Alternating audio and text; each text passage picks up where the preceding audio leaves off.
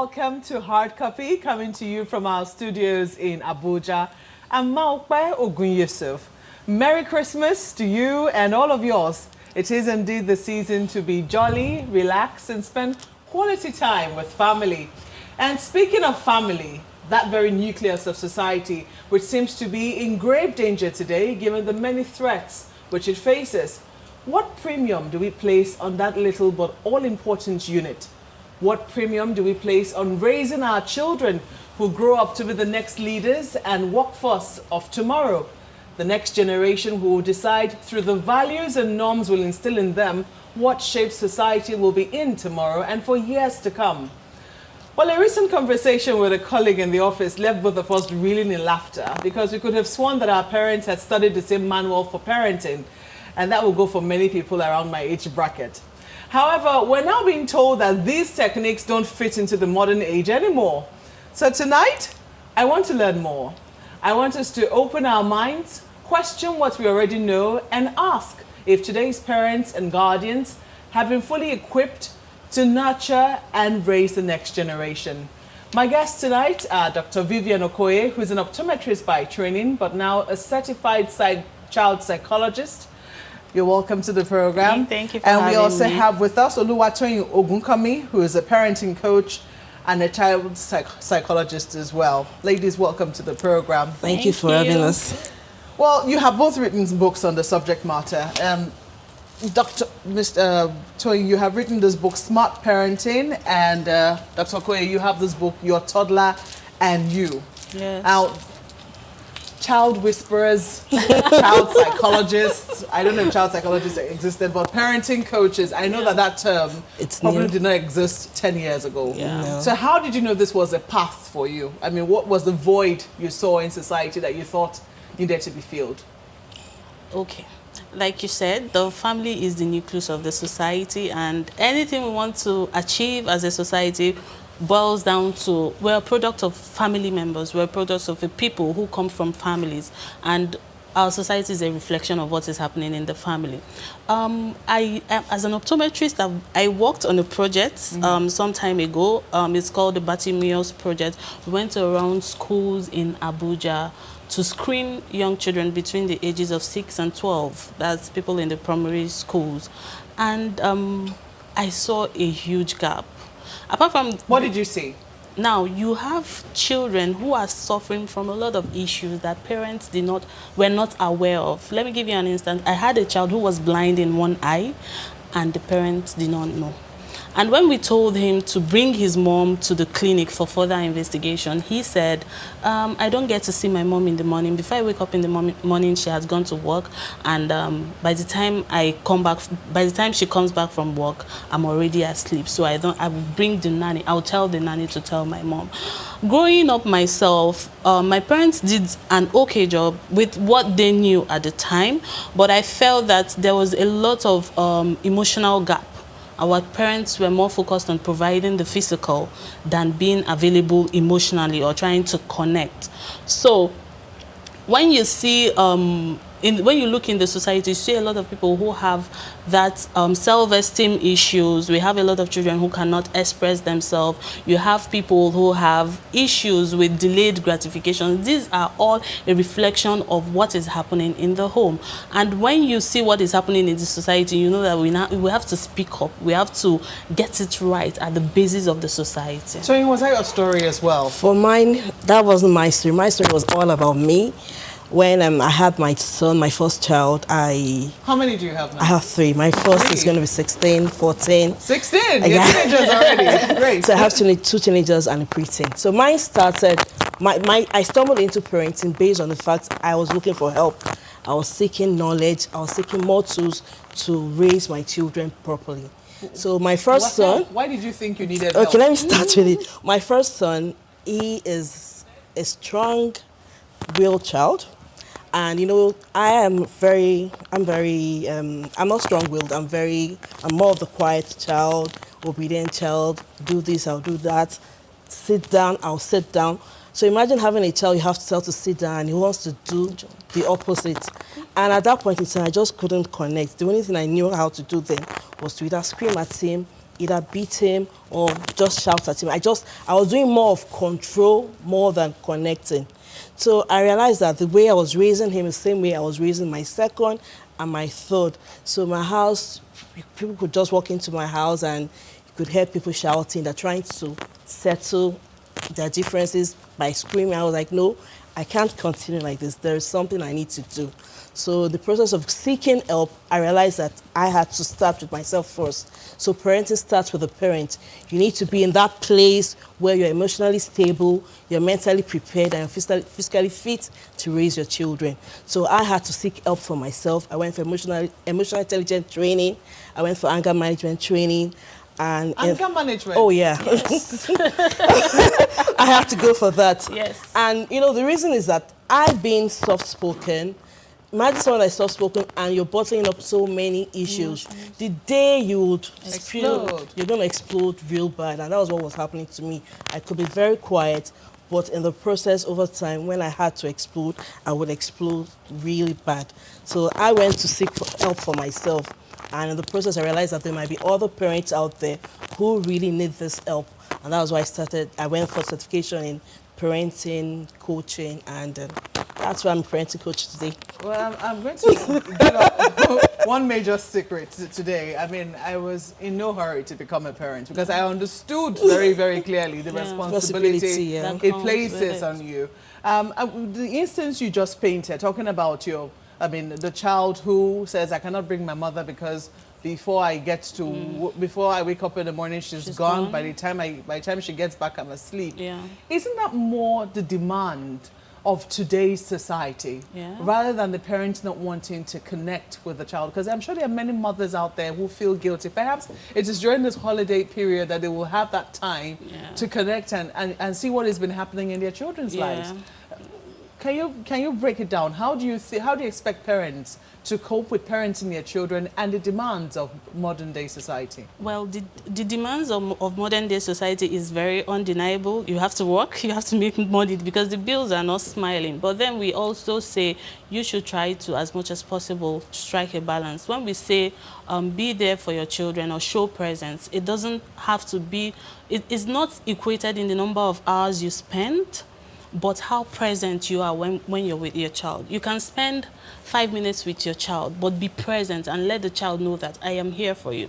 I used to work in a private organization and my schedule was tight. So what I used to do then, I used to dedicate the 5 minutes, the first 5 to 15 minutes of getting home to just being present, right? Because when you get home and you get into the day, you have a lot of things to do. And before you know it, it's night and you're sleeping and you haven't really been present with your children. So what I used to do, I'll just get home by the door, fling my bag on the couch, and I'll get down to the floor. And I spent that 5-10 minutes asking, how was your day? And it was just 5 to 10 minutes of presence. But it made a lot of things. I get to know how their day was. And the child felt connected. And this also helps you because you realize that when you're not there for your children, when you now finally come there, they tend to seek your attentions. And maybe sometimes in inappropriate ways. They might start to throw tantrums or start to misbehave just to catch your attention. But when you give them that presence, you can now say, oh, okay, let me go and make dinner. I'll be right back, right? So it's about creating a time for connection. It doesn't have to be, you can't be with your child 24 hours a day, but be present and pay attention. Then get the right support systems for when you're not there. And also the father, it's a teamwork. So you try to function it in a way that one parent at a time is available for the child, for when the other is not totally available. Maybe we're biased on this program. There's no man here. But I know that there are men who are parenting coaches as well. However, I'm sure you'll also be able to speak to the role of fathers. Let me ask you this. I mean, they always used to say that, yes, one person might have a child, but it takes a village to raise the child. Is it still true today, considering how insular we're becoming? Well, I would not say it's that easy anymore because right now we have people living in isolation. We have people living in houses with high fences. We have neighbors not knowing themselves. So it's not like that anymore. Unlike before where you could have your neighbor knowing what is happening. You're coming back from school, you could stop over at your neighbor's place. But that's not the way it is anymore. Right now, we're more or less living in isolation. Everyone is trying to guard his or her privacy. So it's not like that anymore. is it a sad thing or is it a good thing? Well, it's a two-way thing. It's a sad thing, and it's also a good thing in the sense that your child is being protected from the unknown outside, the danger outside. Unlike normally, when you hear of child abuse, you hear of sexual abuse, it's mostly someone related to the child, someone related to the house, someone related to the parent. So unlike now that your house, you have your children in your house, you don't have strangers coming in, you don't have relations coming in, staying with your children. You know what's happening in your house. For parents are very deliberate.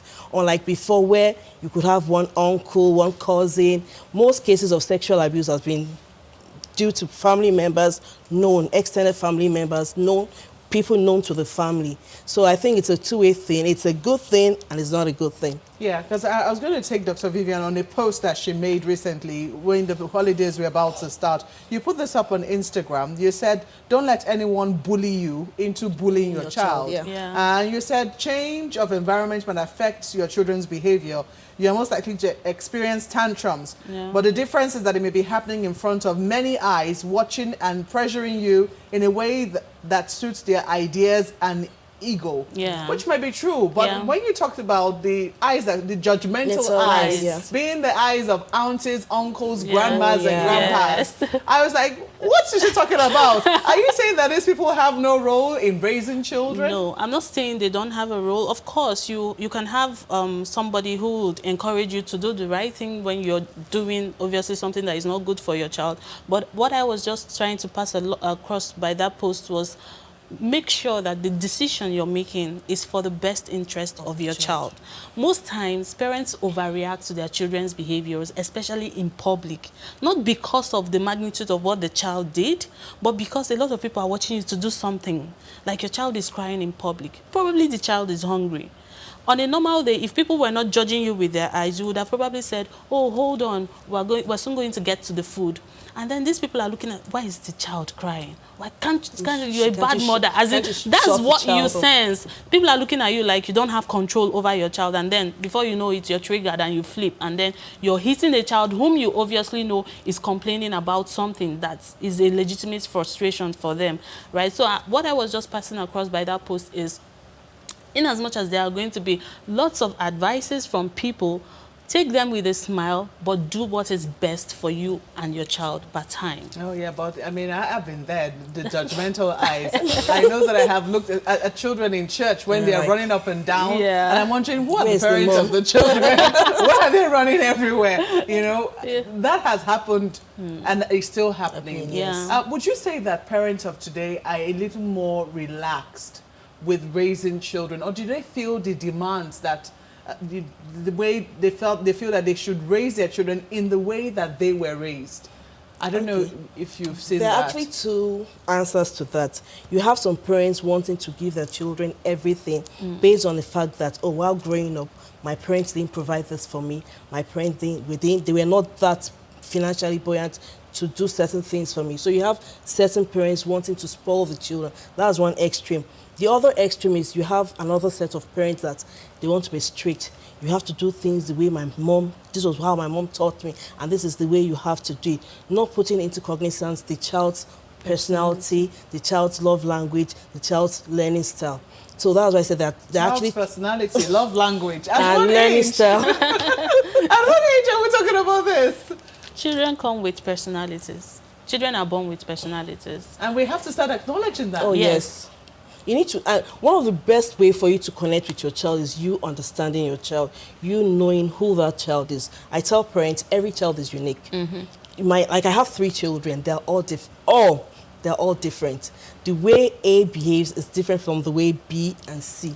So I have to be able to understand each child based on their personality, based on their love language, based on their learning style, even based on their multiple skills. For example, you could have a child that is a sanguine, a child that is everywhere, loves to talk, loves to be the life of a party. And you, the mom, you're not like that. So to you, you're wondering, why is this child behaving like this? Why is this child all over the place? Can't this child just be quiet and behave like me? Well, the child is not you. So you need to be able to understand that is that child's personality. You could have another child whose skill could be, okay, We'll have to take a break at this moment. Yes, we have to take a moment. When we return, the huge question of discipline. Oh, yeah. Does corporal punishment still have a place? Or should it be banned in totality when it comes to parenting? When we come back from this break, do stay with us. Welcome back. You're watching Hard Copy, coming to you from our studios in Abuja. Tonight, we're having a family-focused conversation on parenting. And we have here with us Dr. Vivian Okoye and Oluwatoyin Ogunkanmi. And we're about to delve into the question of discipline. Now, I want to ask either of you, when would you say a child is difficult? Let me start with you, because you had the experience where you were calm, you had a really strong-willed child. At that point, did you think your child was difficult? And when you finally sought help, did you still see the child as difficult? Okay, I'll start with the second question. After seeking help, I understand my child better now. I know who he is, I know what he can do, I know how to discipline him effectively. Initially, I thought he was difficult because I didn't know him. I didn't understand who a strong-willed child is, how to handle a strong-willed child. But when I went through the necessary training, knowledge seeking, I now understood, I now know who a strong-willed child is, and I know how to handle a strong-willed child. So in terms of talking about difficult children, most times we tend not to understand our children. That's why we term them difficult. And when you label a child wrongly, you're indirectly prophesying into the life of the child, and the child ends up becoming what you've said the child is and which the child is not. But for parents, I tell parents, you need to understand who your child is. You need to know who he is, his personality. For children that are strong-willed, they want to do things their way. There are better ways of allowing them to do things their way, but will actually be your way. I bet there are people watching on there saying, no, I don't agree. There are people there are children that are just stubborn. No, no. Do you agree, Dr. Okoye? Well, I always say there's no stubborn child. There is no stubborn child? There's no stubborn child. You just have spirited, strong-willed children. Just like she said, I think the major problem is in the communication link. So most parents have the idea that they don't need to explain things to their children. The child doesn't understand. But children understand more than we do, and they're also seeking to be heard. They're also seeking a dialogue. They're also seeking a place on the table. Let's talk about these things. Just like she said, there is a way to communicate to a strong-willed child. So you think your child is stubborn simply because the child wants what they want. You're trying to tell the child, do this thing, and the child wants to do it this way. A strong-willed child will always question you. Why? Why? So a strong-willed child is that child who wants to know, why do I have to do it like that? So for that child, you need to communicate more than that child who is just a simple child whom you say, sit down, and the child sits. That other child will not sit. Why do I have to sit down? I want to be on the table. So you have to explain to that child, this is why you sit. This is the consequences if you don't sit, right? And sometimes for a strong-willed child, you just have to offer choices. Just give them a choice. So you're making them feel that they are doing things their own way. Meanwhile, you're making them do what you want them to do. So instead of, okay, do you want to sit down here or sit down here? So that child thinks, okay, that is telling me to choose where to sit. And the child sits. But if you say to a strong-willed child, sit down here, the child will not sit.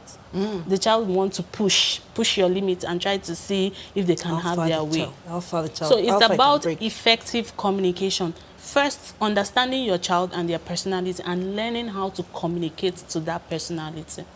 Okay, I hope you're listening. About to pull out their hair over stubborn children. But, talking about that, one of the things that we see fading out gradually in schools is the question of using the rod. I mean, spare the rod, spoil the child, is the famous biblical quote, right? And a lot of people still hold on to it. Perhaps rightly so. I don't know, you guys can define rightly or wrongly. But there's a proper part in the Bible that says if your child is disobedient, bring the child out and beat the child and kill the child and all that, but we don't do that. So most times we tend to pick the part that suits us in the Bible or wherever holy book we are quoting. But there's also a place in the Bible that says, if you have a child that is rude, unruly, take the child out to the extreme of the gatehouse, kill the child, and do all that. But we don't do that. I haven't seen that part. Oh, it's in the Bible. It's in Deuteronomy. It's there. Okay, so would you say that there is a place for the rod, though, in today's parenting? Is there? Okay. The reason why psychologists say parents should not beat their children is because most times we tend to beat our children out of anger. In the process of beating your child out of anger, you're not correcting the child anymore. You're punishing the child. So when you're beating your child, are you beating your child out of anger or you're correcting your child? That's the first question most parents need to know or need to answer by themselves. Am I beating my child because I'm correcting my child, or I'm beating my child because I'm inflicting pain on the child? And I posted today, I said, most times we discipline our children out of anger. It's no more about the misbehavior, but it's about your emotion at that point in time. So at every point in time, as a parent, you need to check your emotion when you're disciplining your child.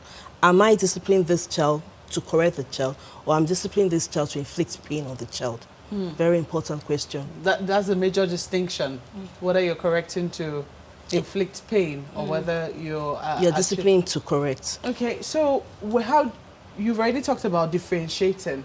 How would you then realize, or how do you help the child realize that you're correcting? Do you use the rod? I'm just wondering. I know you have 2 young children. Have you ever been tempted at any point in time to? I used to, but I realized that at the end of the day, you end up instilling fear more than correcting. Sure. Is fear such a bad thing? Because people say, oh, I'd rather be feared than loved, or I don't know, or I'd rather be respected. The aim, your duty as a parent is actually to teach your children skills, to help them understand, so that at the end of the day, they can make decisions by themselves, right? Now, the aim of discipline is to bring a child who has misbehaved to repentance and to the realization that I have done something wrong, and to help them, equip them to think through what they have done and make better choices in future. And using the rod doesn't do that. Using the rod just shuts down the child at the moment, instills fear, doesn't give the child a fair chance of explaining, because sometimes you're beating the children for things that may just be a mistake. A child is walking and slips and the water falls, you're spanking the child. You could as well have made similar mistake. I have a friend who said he broke a bottle of groundnut and the father beat the hell out of him. And then the next day, the father is coming home with a bottle of groundnut and broke it. So who beats the father? So you understand? So you have to first of all ascertain that, hear from the child. If you follow through the process of discipline, you may not get to that point of using the rod. Well, I want to know though, from what your parents did and what you now currently do, what are you doing differently? Okay, now science says that a child who is born in this time is 5 years older than their age, who were born prior to the 21st century. So children now are wise. You can see the question, some of the things I hear from my daughter, I wonder, like when I was 5 years old, I couldn't imagine talking about those things. Now our parents did, to the best of their knowledge, what they knew how to do. They didn't know the effects of those things on the brain of the child. The first 7 years is very vital in a child's life. So this, if you keep on inflicting pain on a child, it does some damage to the brain of the child. Well, I'm so sorry, Dr. Okoye. we have to interrupt this and we have to wrap up now. So that we're totally out of time.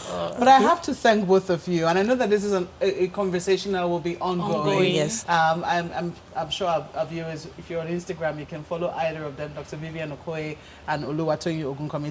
Thank you to both of you. Thank you for sharing your festive season and leaving your precious children at home. Oh my goodness. Come and talk to us. Thank you for having us.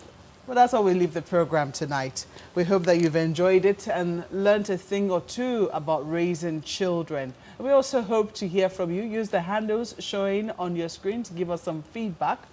And that's where we leave it. Thank you for watching. I'm Maokwe Ogun Yusuf. Good night.